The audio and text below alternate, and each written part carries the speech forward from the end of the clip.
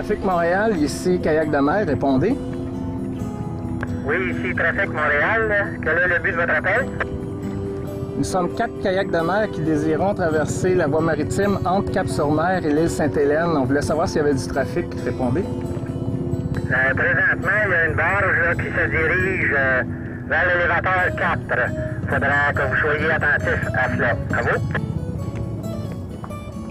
Rogers.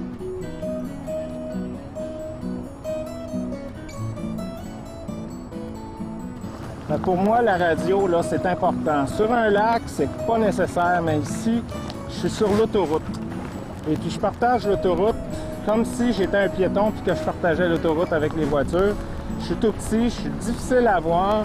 Et puis, les manœuvres sont beaucoup plus faciles pour moi en kayak qu'un gros navire. Donc, j'essaie d'écouter le soir, surtout après souper, lorsque je me promène sur le fleuve. Il y a les croisières qui viennent faire des tours aux gens. Ben, ils signalent tous leurs déplacements. Et puis, ben là, je peux anticiper que le bateau mouche va sortir à 8h10, il va passer à tel endroit. Ils font à peu près toujours le même circuit. Comme ça, ben, je me mets pas dans le jambes. Mais ça, c'est parce que toi, tu es habitué, toi, tu as une entreprise, tout ça, mais quelqu'un qui fait du kayak solitaire n'a pas nécessairement tous ces contacts-là. Non, effectivement, puis je dirais que la majorité des gens qui sont des nouveaux adeptes de kayak, une fois qu'ils ont pris l'eau, ils s'imaginent que c'est pareil partout, mais c'est très différent. Fait que je pense qu'on y va graduellement et puis je prône toujours, moi, la sécurité et la formation.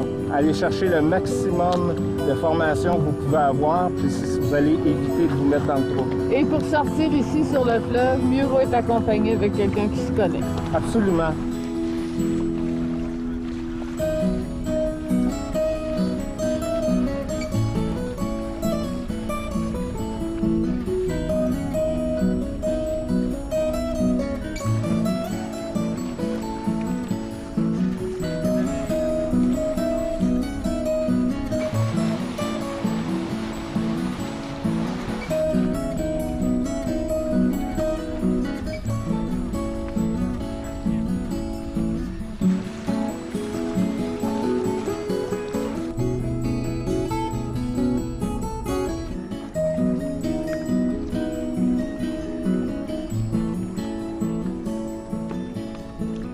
Michel, quand on se promène comme ça ici, là, dans le port, puis tu sais, est-ce qu'il y a des règlements spéciaux lorsqu'on est une petite embarcation? En fait, c'est les mêmes règlements qui s'appliquent partout sur la marine marchande. Il faut avoir nos équipements de sécurité. Oui. Et puis, il faut aussi avoir un bon jugement. Et puis, c'est la loi du gros bon sens qui va s'appliquer ou c'est la loi du plus fort, si on veut. C'est un peu David contre Goliath. Hein? On va pas challenger un gros bateau, on va le laisser passer. Fait qu'il faut être discipliné en tant que kayakiste pour éviter qu'on subisse les mauvais coups. Il faut se méfier aussi parce que notre appréciation des distances sur l'eau n'est pas toujours juste. Non, c'est un fait. Puis la perception qu'on a, là, la perspective que nous donne le décor, c'est très trompeur. Même au niveau des gros bateaux de marine marchande, le soir, on a l'impression qu'on s'approche de la rive et puis qu'on voit les édifices. Et souvent, c'est les lumières de ces gros bâtiments-là qui sont en déplacement. Alors, on est directement sur eux autres si on n'utilise pas tous nos sens ou bien notre radio pour communiquer avec Trafic Montréal, par exemple, pour savoir les allées et venues des bateaux, bien, on se met à risque. Est-ce qu'il y a un bon partage du fleuve?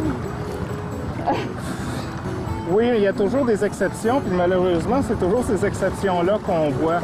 Il y a des gens qui, pensant nous rendre service ou nous faisant plaisir, vont nous faire des vagues avec le bateau.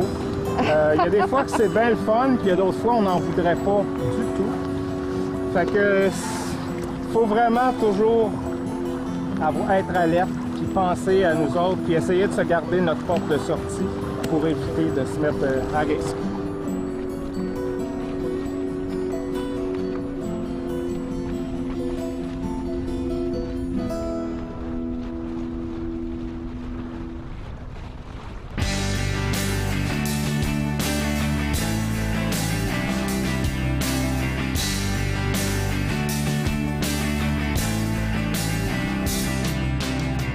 Si on joue dans l'eau l'hiver, Il y a des mesures de sécurité à prendre, bien sûr, quand on embarque dans le kayak. Mais par contre, il y a aussi une assurance. On a la garde côtière auxiliaire qui est avec nous aujourd'hui. On vous remercie d'ailleurs beaucoup de votre aide, de votre Ça coup nous de a fait main. bien plaisir. Le travail de la garde côtière auxiliaire, c'est justement d'assurer aux plaisanciers une présence durant les temps de navigation.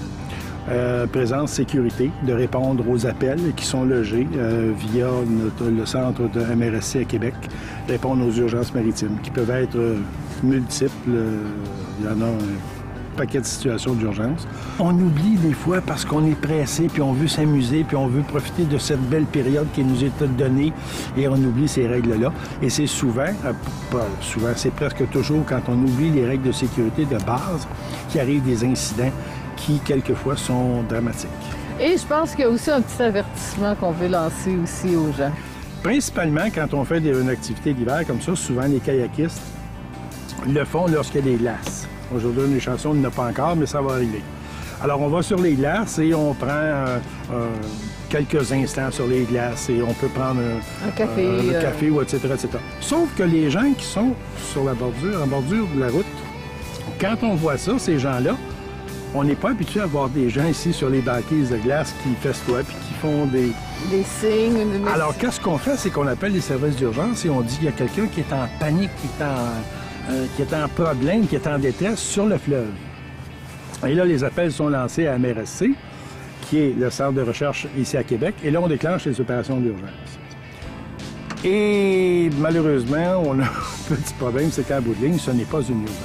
Alors, il y a une toute petite précaution qui est à faire, je pense, et les kayakistes qui font ce genre d'activité-là doivent prendre conscience qu'ils doivent le faire. La première, c'est d'aviser MRSC, soit par la fréquence, la voie 16 sur le VHF, d'ouvrir un plan qui dit, écoutez, nous allons à tel endroit, nous allons revenir vers telle heure et on s'en va.